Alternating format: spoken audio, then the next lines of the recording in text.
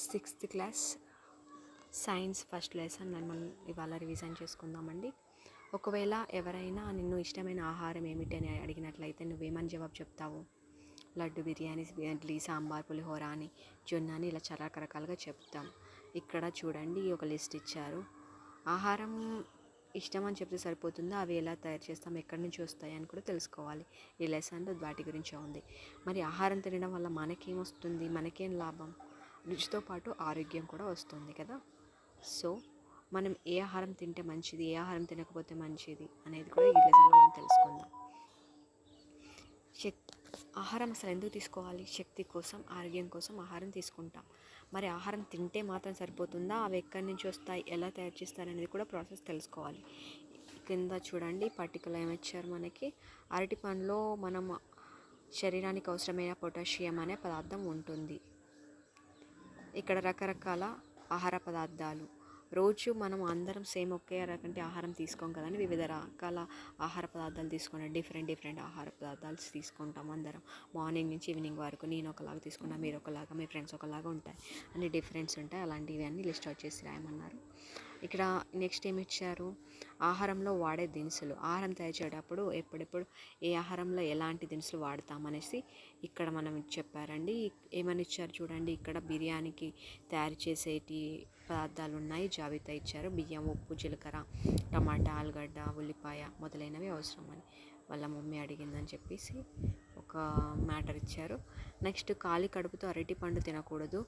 దానిలో ఉండే చక్కెర ప్రభావాన్ని తగ్గించుకోవడానికి ఏదైనా మాంసకృతులున్న పదార్థంతో కలిపి తినాలి.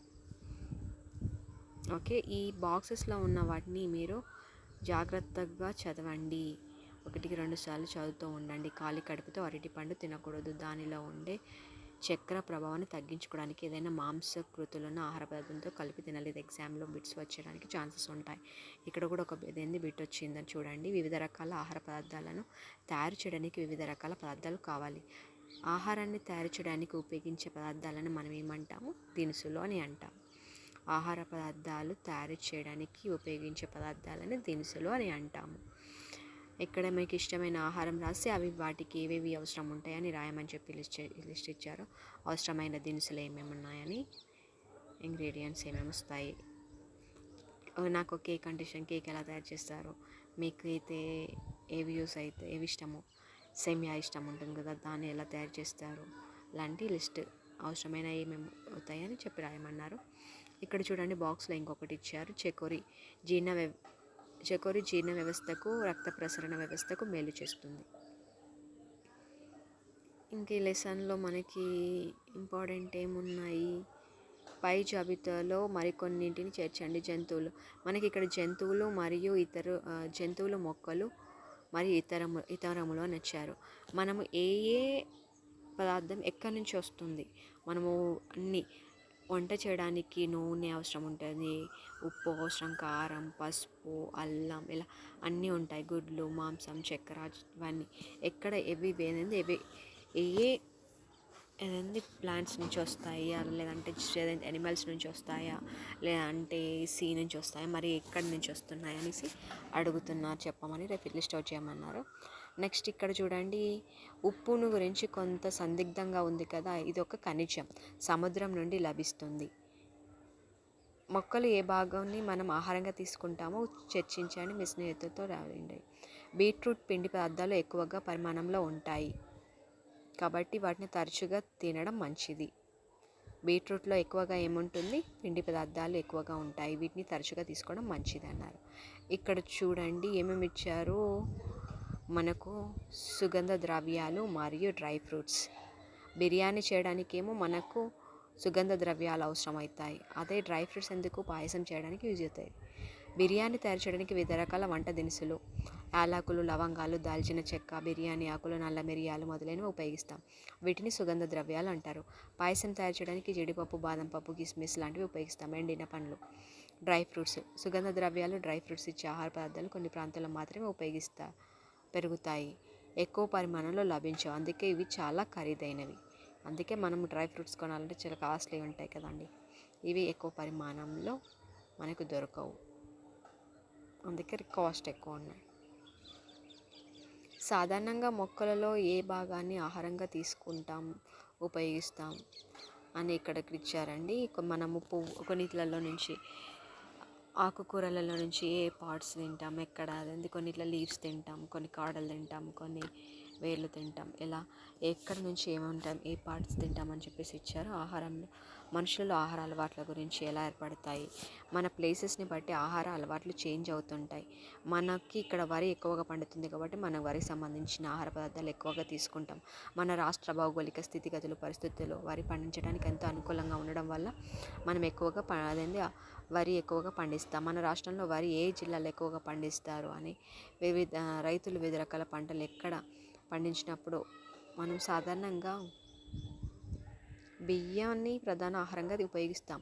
ఎన్ని రకాల ఆహార పదార్థాలను బియ్యంతో తయారు చేయవచ్చు? బియ్యంతో చాలా రకాలుగా చేయొచ్చు అంట. రవ్వ, పిండి పదార్థాలు, రకరకాల ఆహార పదార్థాలు కూడా చేసుకోవచ్చు. గోధుమలతో కానీ మొక్కజొన్నలతో కానీ పోల్చి చూస్తే బియ్యపు ఉత్పత్తులు మనం ఎక్కువగా తింటాం. అంటే గోధుమలు ఎక్కువ తీసుకో, మనం చపాతీలు తినాం కదండి. ఎక్కువగా రాజస్థాన్ వాళ్ళు తింటారు, వాళ్ళకి ఎక్కువగా అవి వస్తాయి కాబట్టి అక్కడ ఉన్న భౌగోళిక పరిస్థితుల్లో వాళ్ళకి పట్టి వాళ్ళు మొక్కజొన్నలు, సజ్జలు, గోధుమలు వాళ్ళు తింటారు. మనం అన్నం తింటే వాళ్ళు రాజస్థాన్ వాళ్ళు గోధుమలు, అవి చపాతీలు తింటారు. ఈ కూర ఇష్టం, ఆ కూర ఇష్టం అంటూ కొందరు అంటుంటే వింటాం కదా. ఈ ఆహారపు అలవాటు మంచిది కాదు. కూరగాయలతో చేసిన అన్ని వంటలు తినడం అలవాటు చేసుకోండి. నిన్ను దృఢంగా, శక్తివంతంగా ఉంచుతుంది. ఆహారం తయారు చేసే పద్ధతులు, ఆహారాన్ని ఎట్లా తయారు చేస్తారని చూపించారు ఇక్కడ చూడండి. ఆహారం తయారు చేయడం కూడా ఒక కళ అండి. మనకి ఇష్టమైన ఆహారం తయారు చేయడానికి ఏమేమి అవసరం అవుతాయి, ఎంత అవసరమో దాన్ని తయారు చేసే పద్ధతి కూడా మనం ప్రాసెస్ కూడా తెలుసుకోవాలి. ఒక్కొక్కటి ఒకలాగా వండుతారు. చికెన్ ఉడికించుకొని మంచిగా ఏంచి చేసుకొని తింటారు కొంతమంది. అలాగే ఇడ్లీ అయితే ఉడకబెట్టుకొని తింటారు.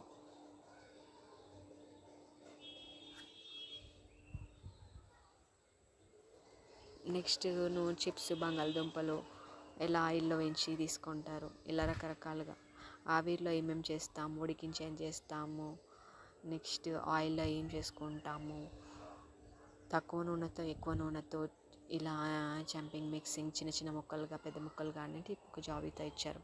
రుచికరమైన ఆహారం తిన్న తర్వాత ఆహారం చాలా రుచిగా ఉంది, కమ్మగా ఉంది అంటుంటాం. ఆహారానికి ఆ రుచి ఎట్లా వస్తుంది? ఆహారం రుచి వంట చేసే విధానం మీద, అందులో ఉపయోగించే వంట దినుసుల మీద, మన సంస్కృతికి సంబంధించిన అలవాట్ల మీద ఆధారపడి ఉంటుంది. ఏదైనా వంటకాన్ని తయారు చేసే పద్ధతి నీకు తెలుసా? ఇక్కడ ఇచ్చారు టమాటా కూర ఎలా చేయాలో. జోసఫ్ అనే వ్యక్తి టమాటా కూర ఎలా తయారు చేశాడని చెప్పి అతడు చెప్పిన విషయాలు పరిశీలించండి. నాకు టమాటా కూర అంటే ఇష్టం, చాలా ఇష్టం. అది ఎలా చేయాలో మా నాన్న దగ్గర నేర్చుకున్నాను. మీరు కూడా చేసే ఉంటారు కదా. నీకు ఏవి ఎలా చేయాలో మీకు తెలుసు కదా. ఏమేమి యూజ్ చేస్తారు? పచ్చిమిర్చి, ఉల్లిపాయలు, పసుపు, ఉప్పు, కారం, నూనె, ఆవాలు, మినప్పప్పు, జీలకర్ర, టమాటాస్ ఇవన్నీ కూడా కావాలి. టమాటాలు చిన్నగా తరుక్కొని వేసుకొని. నెక్స్ట్ ఈ బాక్స్లో ఏమి ఇచ్చారు? చిలకడ దుంప రక్తాన్ని శుద్ధి చేసే పదార్థాలు ఉంటాయి. చిలకడ దుంపలో రక్తాన్ని శుద్ధి చేసే పదార్థాలు ఉంటాయి. కెరటనాయిడ్లు మరియు యాంటీఆక్సిడెంట్లు ఉంటాయని చెప్తున్నారు ఇక్కడ. నెక్స్ట్ మనం వంట చేద్దాం. మీకు ఇష్టమైన ఆహారం ఏది, అది ఎలా వండుతారో తెలుసుకొని వండే పద్ధతిని మీ నోట్ పుస్తకంలో రాయండి. ఆహారాన్ని ఎలా నిల్వ చేస్తామని అడుగుతున్నారండి ఇక్కడ. ఆహారం నిల్వ చేయడం గురించి చర్చించకపోతే ఆహారం గురించి తెలుసుకోవడం వృధా ప్రయత్నం. రైతులు పంట కోసిన తర్వాత కీటకాలు, చీడపురుగుల నుండి రక్షిస్తారు. ఇంట్లో మనం బియ్యాన్ని ఎలా నిల్వ చేస్తాం? వండిన కూరలు 2 రోజులు బయట ఉంచితే ఎందుకు చెడిపోతాయి? అదే పచ్చళ్ళు అయితే ఎందుకు పాడవు?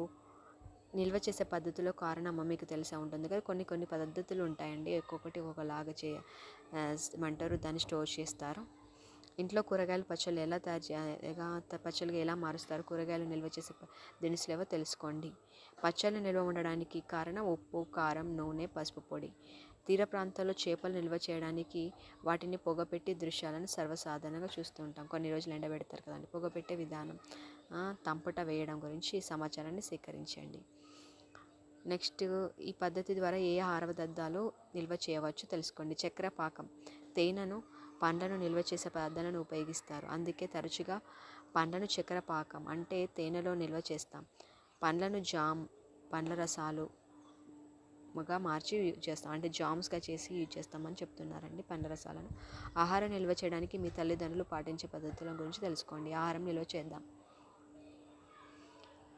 నెక్స్ట్, ఆహారాన్ని నిల్వ చేయడానికి వివిధ రకాల పదార్థాలు అవసరం ఉంటాయి. మార్కెట్లో దొరికే పదార్థాలను వాటి manufacturing date and expiry date కూడా చూసి మనం తీసుకోవాలి. అందులో ఏమేమి యూజ్ చేస్తారు, ఏమేమి యూజ్ చేయరు, అవి మనకి యూజ్ అయ్యేటివా లేదంటే హాని చేసేవని కూడా తెలుసుకోవాలని చెప్పి ఇక్కడ ఇచ్చారండి. మీకు తెలుసా, పండ్లు కూరగాయలు ఉపయోగించి వివిధ రకాల ఆకారాలు తయారు చేయడం ఒక కళ.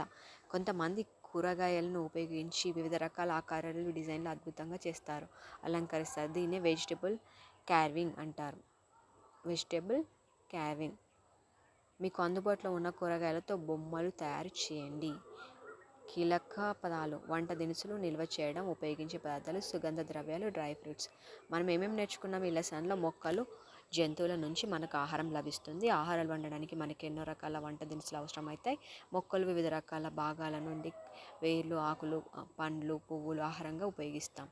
ఆహారపు రుచి అందులో ఉండే వంట దినుసులు తయారు చేసే పద్ధతిలో ఆ ప్రాంత సంస్కృతి పైన ఆధారపడి ఉంటుంది. ఉడికించిన ఆహారం ఆవిరిలో ఉడికించడం, పులియబెట్టడం మొదలైన ఆహార పదార్థాలు తయారు చేసే పద్ధతులు తెలుసుకున్నాం కదా. నిల్వ చేసే పదార్థాలను ఉపయోగించే ఆహార పదార్థాలు కొంతకాలం పాటు నిల్వ చేయవచ్చు. నిల్వ చేసే పదార్థాలను ఉపయోగించి ఆహార పదార్థాలను కొంతకాలం పాటు నిల్వ చేయవచ్చు. అభ్యసనాన్ని మెరుగుపరుచుకుందాం. సాధారణంగా నువ్వు తినే ఆహార పదార్థాలు ఏవి? కింది ఆహార పదార్థాలతో ఏ దినుసులు ఉన్నాయి తెలుసుకోండి. పచ్చి పులుసు, కొబ్బరి పచ్చడి, జిలేబీ, ఉల్లిగడ్డ పకోడీ. ఉప్మా కానీ నీకు ఇష్టమైన అల్పాహారంగా కానీ తయారు చేసే విధానం రాయండి. ప్యాకెట్లలో దొరికే ఆహారపు అలవాట్లు. ఆహార పదార్థం పేరు, ధర, ఖరీదైన తేదీ, తయారైన తేదీ, ఏ తేదీలో వాడుకోవాలి. ఇక్కడ ఇచ్చారు చూడండి. సలాడ్ అనే పదం సలాటా అనే లాటిన్ పదం నుంచి వచ్చింది. సలాటా అంటే ఉప్పు అనే అర్థం. టమాటాలో కెరటనాయిడ్లు మరియు లైకోపెన్లో సమృద్ధిగా ఉంటాయి. ఇవి అధికంగా తీసుకుంటే క్యాన్సర్ రాకుండా తగ్గిస్తుంది మనకి. షహీనా వాళ్ళ అమ్మ ఎప్పుడు తెల్ల అన్నమే వండుతుంది. అవే బియ్యంతో కిచిడి చేయొచ్చు. నెక్స్ట్, చాలా రకాలుగా మనం తయారు చేసుకోవచ్చు. పాయసం లేదా బిర్యానీ వండి పెడితే తినేటప్పుడు మీకు ఎలా అనిపిస్తుంది? నాకైతే చాలా హ్యాపీగా అనిపిస్తుంది. మీకు ఎలా అనిపిస్తుందో కూడా చెప్పండి. మీ ఊళ్ళో పెరిగే కొన్ని మొక్కల పేర్లు జాబితాను తయారు చేయండి. ఏ మొక్కలు ఏ భాగాన్ని ఆహారంగా ఉపయోగిస్తామో రాయండి. వృత్తాలు. ఉపాధ్యాయుని సహాయంతో 5-6 జట్లుగా ఏర్పడి ఫ్రూట్ చాట్ని, కూరగాయల సలాడ్ని తయారు చేయండి. నెక్స్ట్, ఇందులో ఏమేమి ఇచ్చారు? ఇందులో ఇంకా ఇంపార్టెంట్ పాయింట్స్ అంటే ఏం లేవండి. ఇక్కడ మనం ఈ బాక్స్లో ఇచ్చింది చూడండి. ఆహార పదార్థాలను నిల్వ చేయడానికి ఉపయోగించే రసాయనాలు, రంగుల వల్ల క్యాన్సర్ వంటి వ్యాధులు వస్తాయంట. ఆహార పదార్థాలకు మనం చూడడానికి అట్రాక్టివ్గా ఉండడానికి కొన్ని రకాల రసాయనాలు మరియు అందులో కెమికల్స్ యూజ్ చేస్తూ కలర్స్ కోసం యూజ్ చేస్తారు కదండి. అవి మన హెల్త్కి మంచిది కాదు. వాటి వల్ల మనకి క్యాన్సర్ వస్తుందని చెప్తున్నారు.